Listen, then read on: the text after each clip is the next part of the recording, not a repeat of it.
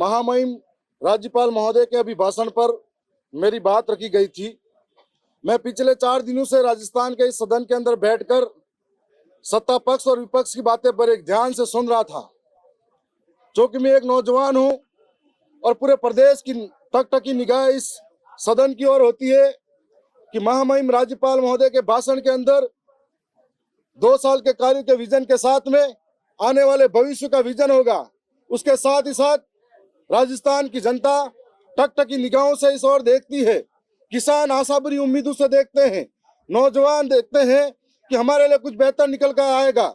और जब यहाँ पर आने के बाद में लगातार 4 दिनों से देखता रहा, सत्ता पक्ष के लोग विपक्ष की ओर इशारा करते हुए विपक्ष की गिनतियां गिनाते हैं। मैं ये कहना चाहूंगा कि अगर विपक्ष में कमजोरी थी या विपक्ष गलत था तो विपक्ष में आकर बैठा है, और विपक्ष 5 साल पुरानी बातें करते रहेंगे तो समाधान की स्थिति कौन लेके आएगा। और इस आज महामहिम राज्यपाल महोदय के अभिभाषण में कहा कि सत्ता पक्ष और विपक्ष एक दूसरे के ऊपर आरोप लगाते रहेंगे तो हमारी संख्या बढ़ती जाएगी और आने वाले समय में हम लोगों को तय करना पड़ेगा राजस्थान की सरकार कौन बनाएगा।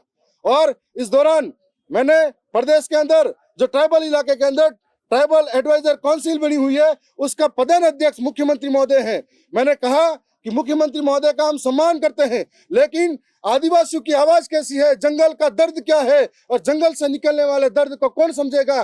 जंगल आदिवासियों की योजनाएं क्या है, आदिवासियों की संस्कृति क्या है, यहाँ का भौगोलिक परिदृश्य क्या है, इसको एक आदिवासी ही समझ सकता और आदिवासियों के अलावा दूसरा कोई नहीं समझ सकता। माननीय मुख्यमंत्री जी को एक नया कानून लाना चाहिए जो ट्राइबल एडवाइजर कमेटी का प्रधान अध्यक्ष सिर्फ आदिवासी होना चाहिए।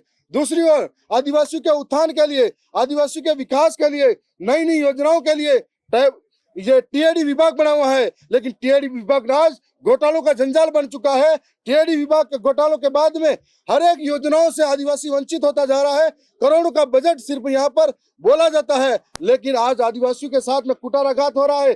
छात्र पानी की रोटी मिलाकर खा रहा है। हॉस्टलों के अंदर यह स्थिति बनी हुई है। ऐसे नकारा मंत्री बने हुए टीएडी के, जिनको जवाब पूछते हैं तो पुरानी बात करते हैं, उनके पास जवाब नहीं है। यह स्थिति बनी हुई है।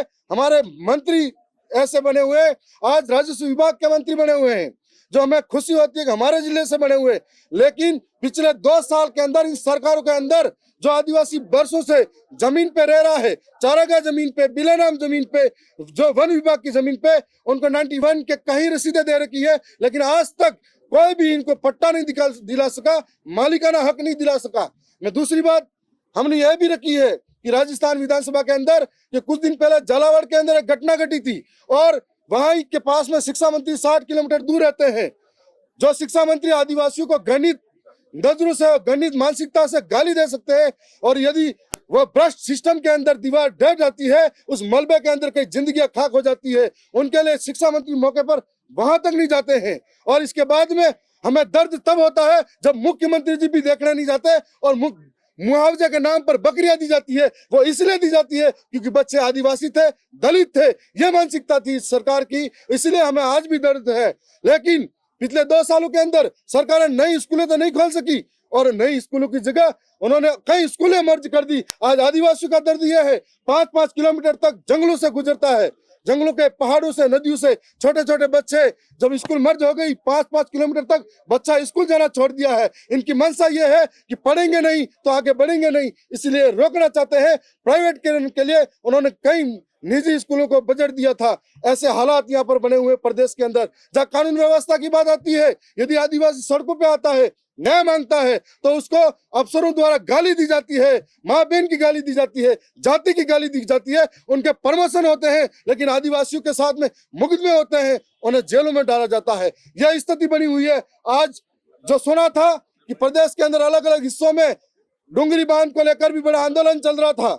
डुंगरी बांध के आंदोलन को लेकर सरकारें कहती है, इनके मंत्री दावा करते हैं, कोई कहता है 76 गांव उजड़ेंगे, कोई कहता है 12 गांव उजड़ेंगे, कोई कहता है कुछ गांव उजड़ेंगे।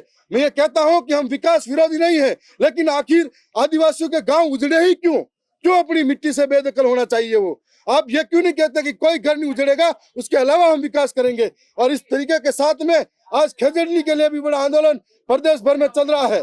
और खेजड़ी के लिए भी हमने अपनी बात को सदन में रखा है। और हम भी चाहते हैं कि एक हरियाणा और राजस्थान के नाम पर एक पेड़ मां के नाम पर लगाया गया तो पूरा अरावली राजस्थान के नाम पर, पूरा अरावली उद्योगपति के नाम पे कर लिया। खेजड़ी काट रहे हैं, अरावली काट रहे हैं, उदयपुर से लेकर आज जयपुर तक पूरी अरावली को खोखला कर दिया।